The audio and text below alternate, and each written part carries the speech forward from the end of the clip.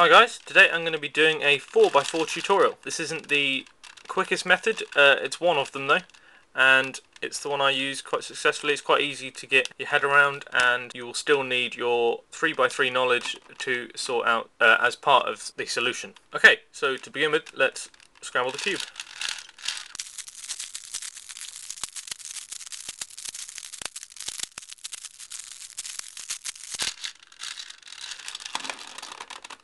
So the method I'm using is still a reduction method, whereby we're going to make the centers one colour, all four centerpieces, and each edges we need to pair up so that it acts like a 3x3. So I'm going to be using white as the first center. So you want to match up two pieces here to make a line. We've got one line there, and now we need to make another line. Here's one piece and here's the other. So we can do that to make the second, and then turn them and put them in using the big layers. So we have our first center. Now for our second center, we want to get a line in the middle band here, which we've already got, and then we want to put it onto the top. Now to put it onto the top, we're going to do a big R2 move, and then a U2 move, and then an anti-clockwise big R2 move. Now we have that there, and we haven't messed up the white bottom. Now let's create the second band in the middle. One is there, one's there. So now we've got the second line there, and now we're going to do the same. So that we don't knock this out, you want to make sure that they are in line. Lift it up, just the same as before, do the U2 move, and then when you bring this back down, it will bring that back down. Now, we can work on the first center of this without messing up either of the top or the bottom centers. So let's start with blue. We've got one line already in. Let's make the second, turn it to be in line, and match them up. So we've now got three centers. Now on the 4x4 we need to make sure we remember our colour scheme.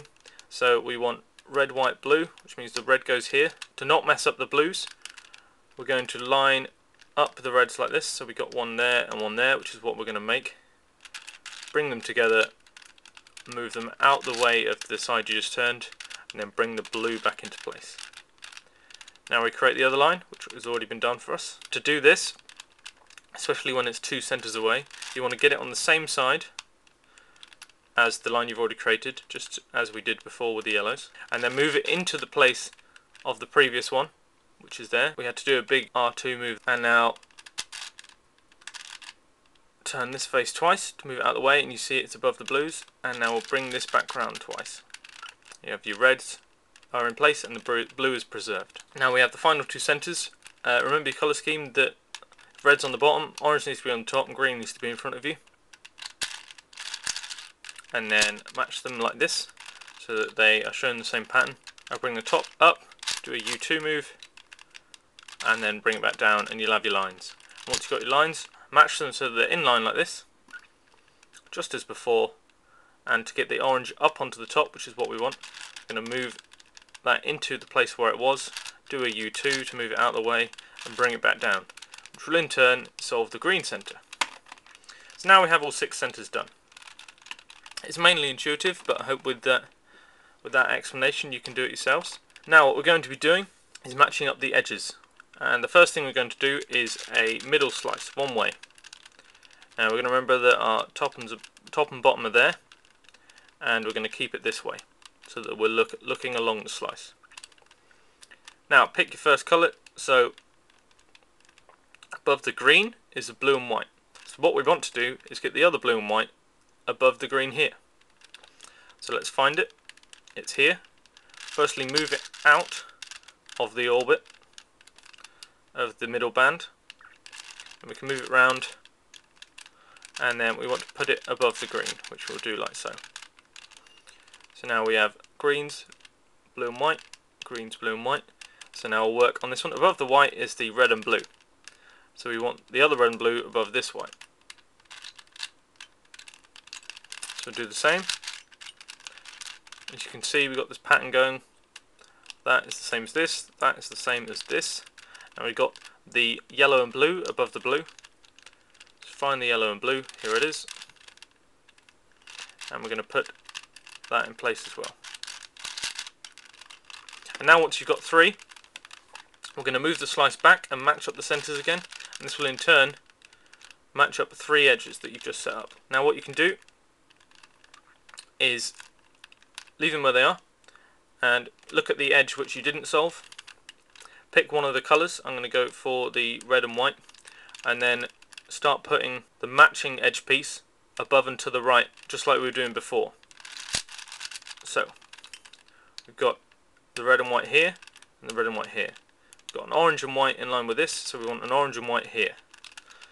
It's here, so we're going to move that in place, which in turn puts the edge we just made safe. Now we've got green and orange, so let's find that. That's here. As you can see, got red and white, orange and white, and green and orange, and the same in this order. Now what we're going to do, now we've got 3 again, is slice it back to match them up, just like we did before. And now look at the edge that isn't matched up. And we've got orange and blue here. So if we can, and you might not be able to do this, and you just want to do as many as you can on this layer, on this slice, is put the orange and blue above the other green bit, which is here. So we've got that matched up with that matched up with that, and we've got green and yellow above the yellow. Is that still available? Yes, it is. So let's put that in. Orange and yellow above the blue. And let's put that in. And then when we slice this back, you'll match up those 3 centres. So you should be left at this point with 2 edges. They should match in this way, in that they're symmetrical. If they're like this, for example, you can tell that they're still the same edge, so match them up in this way.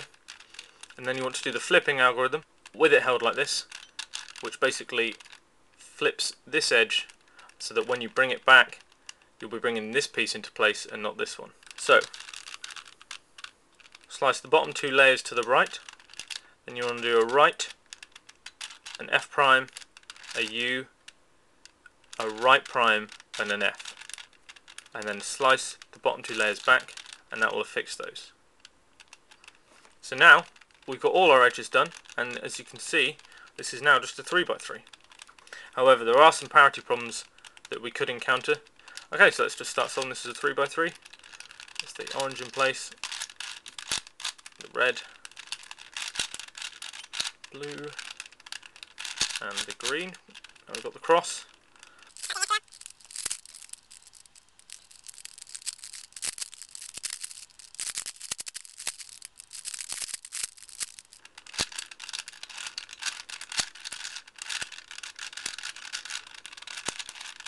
Okay, and now let's get the top cross, see if we've got any problems. Okay, so we haven't got the first parity problem, which is where one of the edges will be flipped, and you'll be left with either 1 or 3 facing up instead of 4. I'll show you that once the solve's over. Okay, so I'm going to do OLL, and I can already tell that we've got the second parity, because you would never get this case in a PLL. You can't just swap these two. So let's do PLL parity algorithm, which is a big U2, and then a big R2, a little U2, and then an inside R2, and then basically follow the algorithm back out. So do a U2, a big R2, and then a big U2. And this will leave it into a normal case. And this algorithm is this PLL. If you're using beginner's method, it'll still come across the same problems, so you'll just notice them at different times. And there we go, that's that solved.